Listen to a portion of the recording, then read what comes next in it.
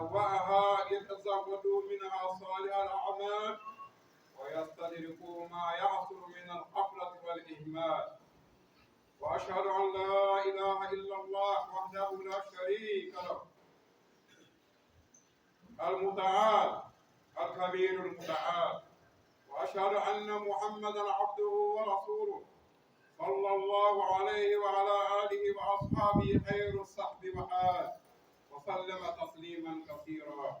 أما بعد، أيها الناس، اتقوا الله تعالى واعلموا أنكم في هذه الدنيا في دار ممات، فما زلتم في سفر، وأن إلى ربكم المستقر، وأنها تمر بكم مواسم عظيمة تضاعف فيها الحسنات وتكفر فيها السيئات. ومن هذه المواسم شهر ذي الحجة، فقد جمع الله فيه من الفضائل ونوع فيه من الطاعات ما لا يخفى إلا على أهل الغفلة والإيراد. ففي أول العشر المبارك نوه الله بها في كتابه الكريم، حيث قال سبحانه وتعالى: والفجر وليال عشر. فإن المراد بها عشر ذي الحجة، فقد ختم الله بها تعظيما لشأنها وتنبيها على قدرها. وروي البخاري من حديث ابن عباس رضي الله عنهما عن النبي صلى الله عليه وسلم قال: ما من أيام العمل الصالح فيها أحب إلى الله من هذه الأيام. قالوا: يا رسول الله، ولا الجهاد في سبيل الله؟ قال: ولا الجهاد في سبيل الله إلا رجلا خرج بنفسه وماله ولم يرجع من ذلك بشيء. ودل الحديث على أن العمل في هذه الأيام العشر أحب من العمل في أيام الدنيا من غير استثناء، وأنه أفضل من الجهاد في سبيل الله إلا جهادا واحدا، وهو جهاد من خرج بنفسه وماله فلم يرجع بشيء. فهذا الجهاد بخصوصه يفضل على العمل في هذا العشر. وأما بقية أنواع الجهاد فإن العمل في هذه العشر أفضل وأحب إلى الله منها. فقد شرع الله لعباده صيام هذه الأيام ما أدى اليوم العاشر وهو يوم النهر.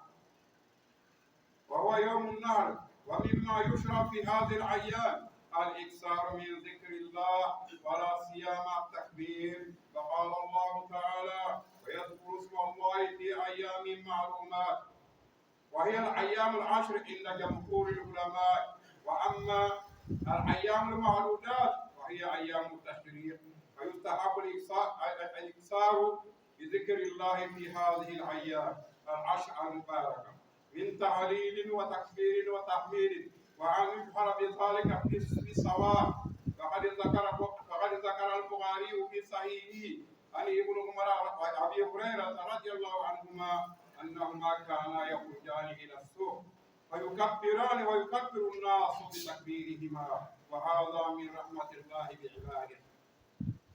فإنه لما كان ليس كل واحد يقدر على الحج جعل مواسم العشر مشتركة بين الحج وغيره. فمن لم يقدر على الحج فإنه يقدر على أن يعمل في العشر عملا يقدر على الجهاد. وفي العشر المباركة يوم عرفة الذي هو أفضل الأيام. روي ابن حبان في صحيحه عن حديث جابر عن النبي صلى الله عليه وسلم قال: أفضل الأيام يوم عرفة. وورد أن صومه يكفر به السنة المالية والباقية، والمراد بذلك تكفير الصغائر من الذنوب. فقد روي أبو قتادة رضي الله عنه قال: سئل رسول الله صلى الله عليه وسلم عن صوم يوم عرفة فقال: يكفر السنة المالية والباقية. رواه مسلم.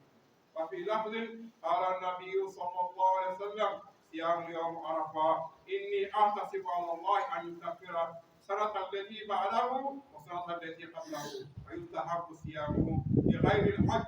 وأما الحج فلا ينبغي لهم، وأما الحج فلا ينبغي أن يصيمه، فلا ينبغي أن يصومه لأجل أن يتقوى على الوقوف وذكر الله تعالى. وهو يوم مغفرة الذنوب والعتق من النار والمباحة بأهل الموقف كما في صحيح مسلم عن عائشة رضي الله عنها عن النبي صلى الله عليه وسلم قال: ما من يوم أكثر من أن يعتق الله فيه عبيدا من النار من يوم عرفة وإنه ليبنو ثم يباهي بهم الملائكة. وروي ابن حبان في صحيحه من حديث جابر عن النبي صلى الله عليه وسلم قال: ما من يوم أفضل عند الله من يوم عرفة. وينزل إلى السماء الدنيا فيباهي بأهل الأرض أهل السماء فيقول: انظروا إلى عبادي شعثا قبلا حاجين جاءوا من كل فج عميق يرجون رحمتي ولم يروا عذابي ولم يرى أكثر عتقا من النار من يوم عرفة. Gloire à Allah, Seigneur de l'univers. Nous glorifions, nous implorons son secours, nous demandons son pardon. La guidance est dans sa main, il guide qui il veut, celui qui a été guidé par Allah. On ne trouvera personne pour l'égarer. Nous attestons et témoignons qu'il est unique dans son être. Il est unique dans sa divinité, il est unique dans son adoration et il est unique dans ses noms et attributs.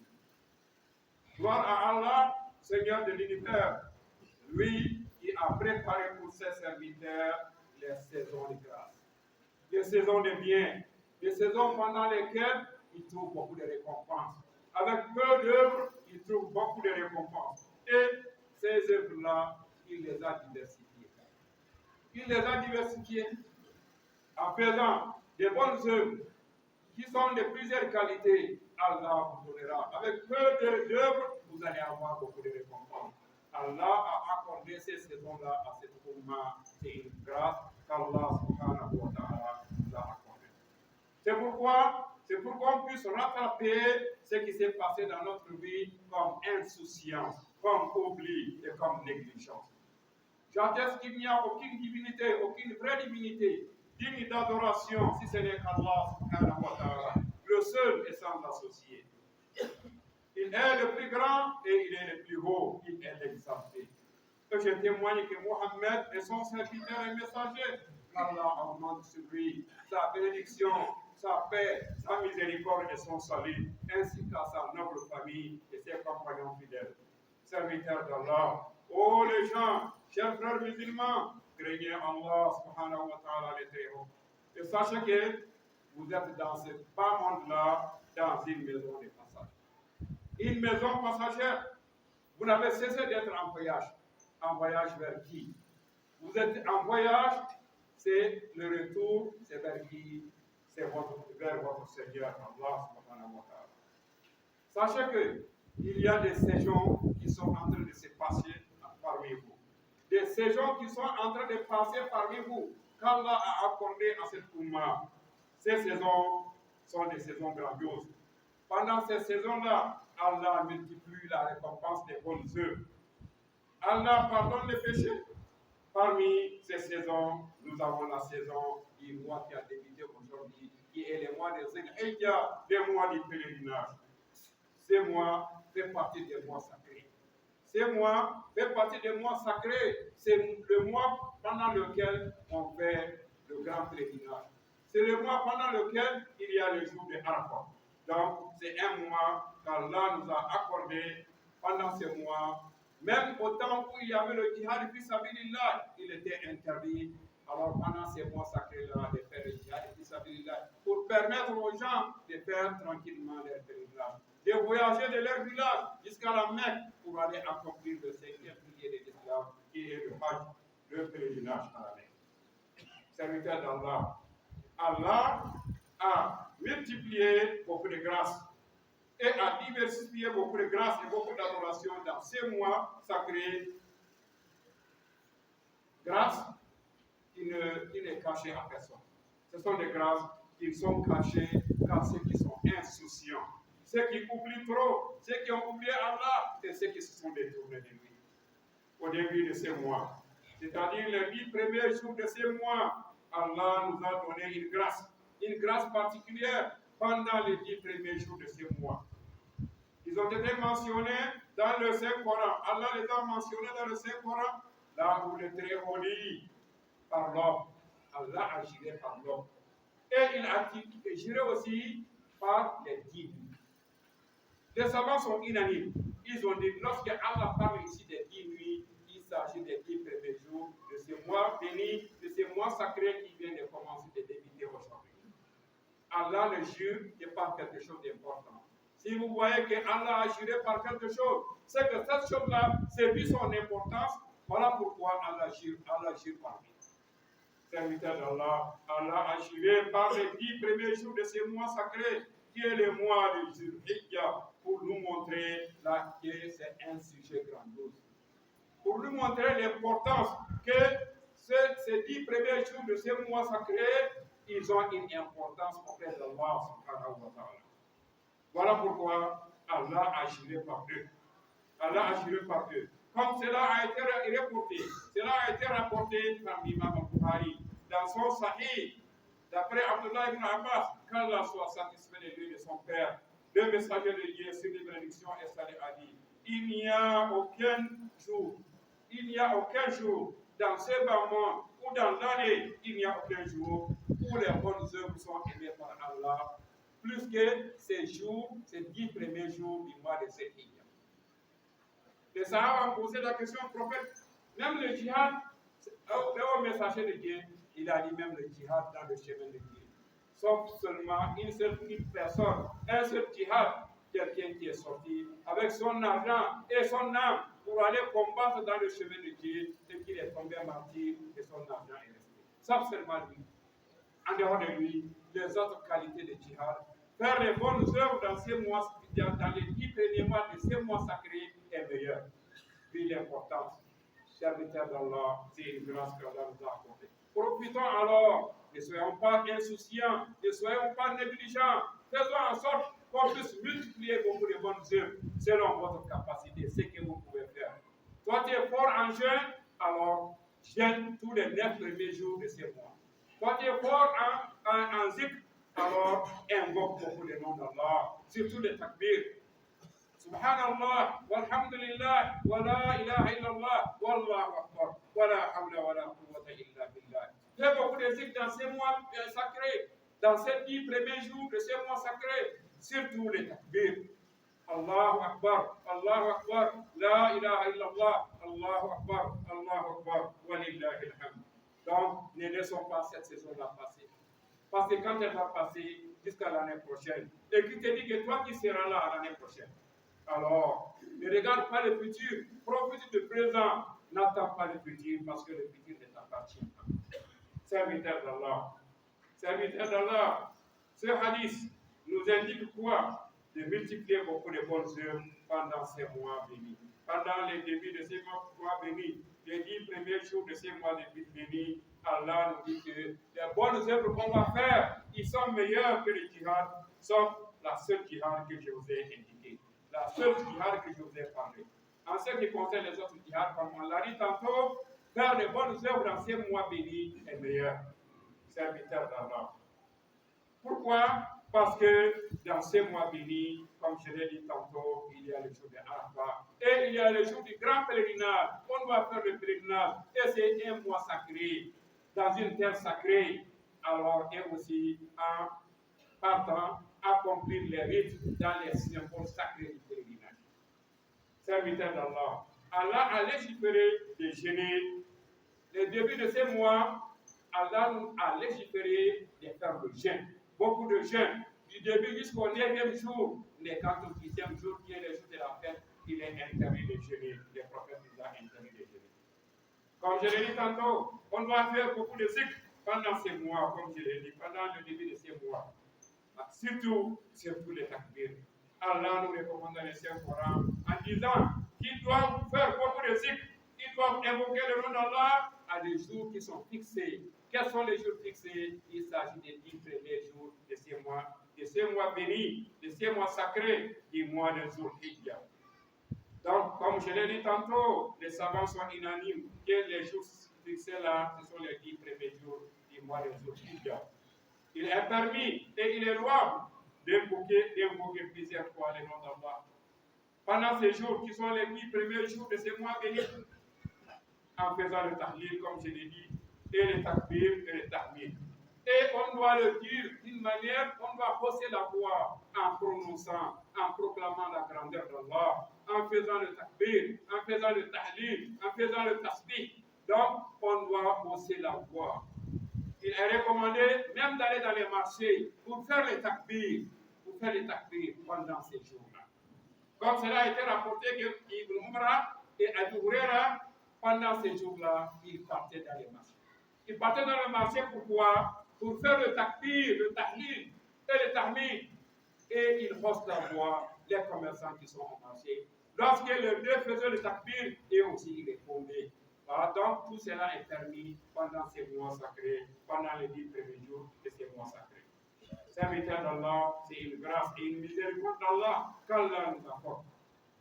Comme tout le monde n'a pas la possibilité et n'aura pas la possibilité d'aller effectuer le pèlerinage à la Mecque, Allah a permis aussi, même aux non-pèlerins que nous sommes, nous qui n'avons pas eu la chance d'aller effectuer le pèlerinage cette année, alors Allah a légiféré pour nous aussi, pour qu'on fasse le takbir, pour qu'on s'associe aux pèlerins.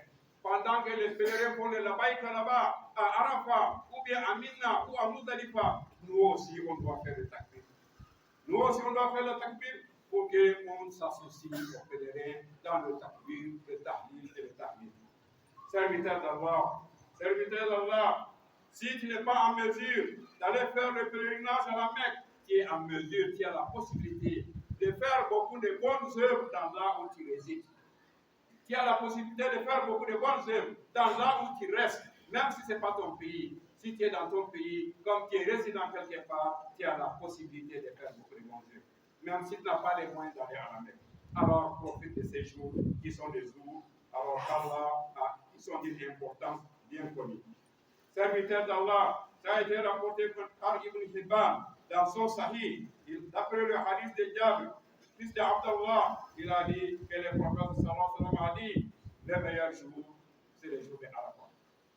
Arafat se trouve dans quel mois? Il se trouve dans ces mois bénis de Zul Hijjah et pendant les 10 premiers jours, c'est-à-dire le 9e jour. Le jour de Arafat a aussi une importance particulière en dehors des 9 autres jours. Parce que le jour de Arafat, c'est le jour où le prophète a dit que Al-Hajj Yawm Arafat. Si tu as trouvé Arafat, tu as trouvé le pèlerinage. Mais si tu as raté le jour de Arafat, sur le plateau de Arafat, comme la nuit de Arafat, tu n'es pas parti passer même 1 heure de temps, même quelques minutes sur le plateau de Arafat, toi, tu as raté le pèlerinage de cette année. Donc, le jour de Arafat a aussi une importance particulière. Parce que le jour de Arafat, le prophète sallallahu alayhi wa sallam, nous qui sommes des non-pèlerins, le prophète nous les recommande. Le prophète nous invite à faire le jeûne le jour de Arafat. Parce qu'il a dit, celui qui fait le jeûne du jour de Arafat, cela pardonne les péchés de 2 ans. Tous les petits péchés que tu as fait pendant 2 ans, si tu fais le jeûne du jour de Arafat, Allah va les pardonner. Profitons alors en faisant le jeûne du jour de Arafat.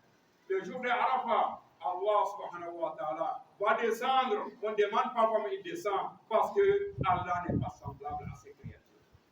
Mais on doit croire, parce que le prophète l'a dit. Allah va descendre, il va s'approcher des pèlerins et il va dire aux anges. Il va vanter les pèlerins aux anges en disant, regardez mes serviteurs. Ils sont venus, les cheveux sont ébouriffés et regardez, ils sont bien nus, les habits sont poussiéreux, mais ils sont venus uniquement pour faire quoi? Pour accomplir le hajj pour ma cause. Alors, il dit aux anges, je vous fais témoin que je les ai pas. Et pendant ce temps, vous aussi, nous qui sommes des non-pèlerins, on doit profiter pour avoir le même pardon en faisant beaucoup de bonnes œuvres. En invoquant Allah et en faisant beaucoup de jeûnes, en faisant quoi? Beaucoup de doigts, parce que le meilleur doigt, c'est les doigts du jour de Arafat. Serviteur d'Allah, comme je vous ai dit, celui qui fait le jeûne du jour de Arafat, Allah va te pardonner les péchés de 2 ans. Mais en ce qui concerne les pèlerins, il n'est pas mieux pour eux de faire le jeûne, parce que quand ils vont faire le jeûne, ils n'auront pas beaucoup de force pour pouvoir accomplir alors beaucoup de zikr et beaucoup de alors beaucoup de zikr et beaucoup d'autres œuvres quand ils sont sur le plateau de Arafat. Donc, il n'est pas mieux pour les pèlerins de jeûner. Mais nous qui sommes des non-pèlerins, on doit tout faire. Si on n'a pas une maladie qui nous empêche de faire, on n'est pas en voyage pendant lequel on ne peut pas jeûner, on doit profiter de ces jours pour que ces jours-là ne nous ratent pas. Parce que si le jour de Arafat te rate jusqu'à l'année prochaine, et qui te dit que tu seras là l'année prochaine, seul Allah subhanahu wa ta'ala le connaît. Donc profitons-en. Le jour de Arafat, c'est le meilleur jour. Et c'est le jour où Allah a franchi beaucoup de gens qui étaient destinés à aller dans l'enfer, mais Allah va les franchir. Allah va les affranchir. Ils sont appelés les affranchis de Dieu. Et ils ne partiront plus dans le feu de l'enfer. Alors qu'ils étaient destinés à aller dans l'enfer, mais chaque jour de Arafat, chaque année le jour de Arafat, Allah a franchi un grand nombre de gens qui étaient destinés à aller dans l'enfer. Serviteurs d'Allah, profitons-en. Profitons-en, ne laissons pas ces jours-là passer. Ne laissons pas ces jours-là passer parce que la mort est derrière nous. Il peut intervenir n'importe quand et tu ne sais pas quand, comment, où. Allah subhanahu wa ta'ala est le seul qui le sait. Donc profitons du présent avant que le présent ne nous rate. Serviteurs d'Allah, Allah va dire aux anges, en ce qui concerne le pèlerin, mes serviteurs sont venus de très loin. Ils sont venus pour ma cause, pour accomplir le Hajj. Celui à qui Allah a accordé le Hajj, Allah t'a apporté une grâce. Allah va les vanter aux anges. Les anges sont des créatures qui ne font pas de péché. Ils sont des créatures qui ont été créées à partir de quoi? À partir de la lumière. Mais avec tout ça, Allah va vanter les pèlerins. Si Allah te donne les moyens d'aller à la Mecque, Wallah, il t'a donné une grâce.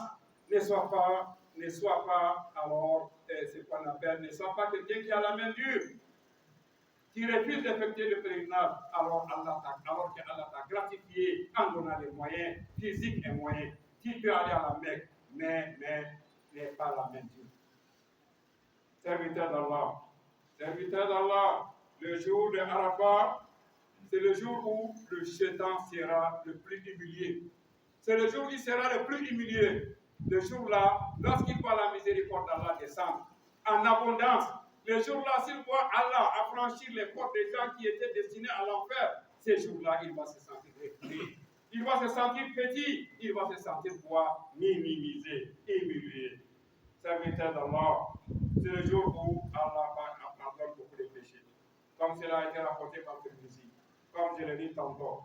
Alors, serviteur d'Allah, profitons-en, ne laissons pas le jour de Arafat, ne laissons pas les 10 premiers jours du mois de Zulhijja passé sans accomplir beaucoup de bonnes œuvres. Pour que Allah nous donne des milliards et des milliards de récompenses. Et pour que cela soit la cause de notre entrée dans le paradis, qu'Allah nous emporte. أقول قولي هذا واستغفر الله لي ولكم ولسائر المسلمين من كل ذنب فاستغفروه إنه هو الغفور الرحيم.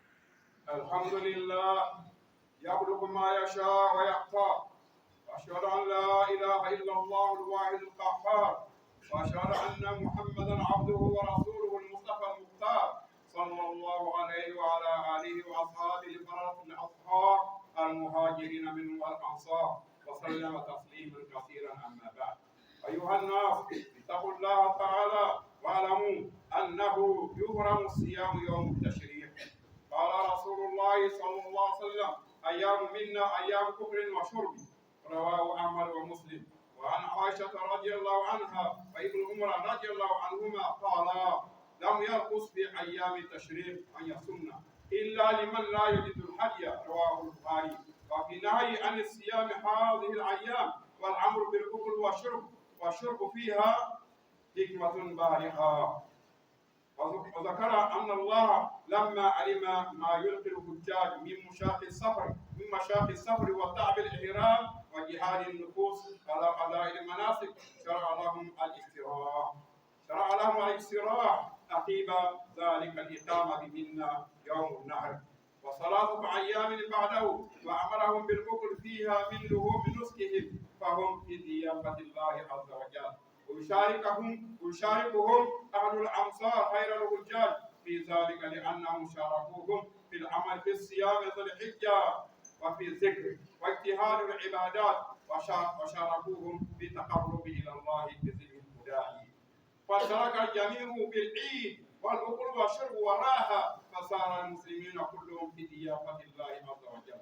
وفي هذه الأيام يأكلون من رزقه ويشكرونه على فضله، ونهوا عن صيام هذه الأيام من أجل ذلك. فاتقوا الله أيها المسلمون واشكروه على نعمه، واعلموا أن خير الحديث كتاب الله. Gloire à Allah, Seigneur de l'univers. Le salut et les bénédictions sur notre bien-aimé, le prophète Muhammad sallallahu alayhi wa sallam, sa noble famille et ses compagnons fidèles, ainsi que tous ceux qui ont œuvré, tous ceux qui ont suivi leur trace jusqu'à la fin des temps. Serviteurs d'Allah, ô gens, chers frères musulmans, craignez Allah et sachez que les 3 jours, le jour de la fête et les 3 jours qui le suivent, sont les jours où il est interdit pour nous de faire le jeûne. Le jour de la fête et les 3 jours qui suivent, il est interdit pour nous de faire le jeûne. Que ce soit les pèlerins, que ce soit les non-pèlerins, il est interdit pour nous de faire le jeûne. Parmi les pèlerins, sauf celui qui n'a pas la possibilité d'avoir un animal à sacrifier. Pour faire sortir les hadiyas, le pèlerin qui n'a pas eu la possibilité alors de sacrifier un animal parmi les bestiaux, alors lui, il est permis pour nous de jeûner. En dehors de lui, nous, les pèlerins et nous autres qui sommes non-pèlerins, il n'est pas permis pour nous de jeûner les jours de la fête et les 3 jours qui le suivent. Serviteurs d'Allah, le prophète nous interdit ça, comme cela a été rapporté dans beaucoup de hadiths, dans lesquels le prophète sallallahu alayhi wa sallam nous a interdit de jeûner les jours de la fête et les 3 jours qui le suivent. Allah a interdit ça, le prophète nous a interdit ça, parce que en ce qui concerne les pèlerins, ils auront la fatigue des voyages. Ils auront la fatigue d'accomplir les rites du pèlerinage. Alors, à cause de ça, alors Allah et son messager nous demandent de nous reposer pendant ces 4 jours, qui sont les jours de la fête et les 3 jours qui le suivent, et de manger la viande des animaux que nous aurons à sacrifier les jours de la fête. Allah nous demande de nous reposer et de ne pas faire le jeûne. Parce qu'ils doivent rester, en ce qui concerne les pèlerins, ils doivent rester à Mina pendant ces jours-là. Le jour de la fête et 3 jours après, ou bien 2 jours après pour celui qui veut aller à l'avance. Serviteurs d'Allah, Allah et son messager nous recommandent de manger la viande des animaux qu'on va sacrifier. En ce qui concerne les pèlerins, c'est les hadiyas. Pour nous, c'est quoi? C'est les adhiyas. Nous, les adhiyas, donc la possibilité que tu as, soit un mouton, soit un cabri, soit un chameau, soit une vache, si tu as la possibilité, c'est l'autre possibilité, un animal parmi les bestiaux qui est sain, qui n'a pas de défaut majeur, Allah t'a donné la possibilité, il faut l'acheter pour le sacrifier ce jour-là, le jour de la fête, pour remercier Allah subhanahu wa ta'ala, et aussi pour que toi et la famille vous fêtez, pour que les non-musulmans sachent que chez nous aussi nous avons des fêtes, et pour qu'on se repose pendant ces jours, et pour qu'on continue à invoquer le nom d'Allah pendant ces jours-là, après les prières, et même sans les heures de prière. Alors ce sont des jours de repos, il n'est pas permis de jeûner pendant ces jours-là.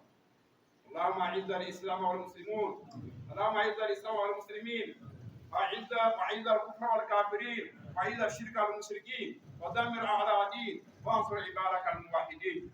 اللهم اغفر للمسلمين والمسلمات والمؤمنين والمؤمنات الاحياء منهم والاموات، انك على كل شيء قدير. اللهم صل على محمد وعلى ال محمد كما صليت على ابراهيم وعلى ال ابراهيم، وبارك على محمد وعلى ال محمد كما باركت على إبراهيم وعلى آل إبراهيم إنك حميد مجيد. سبحان ربك رب العزة عما يصفون وسلام على المرسلين والحمد لله رب العالمين.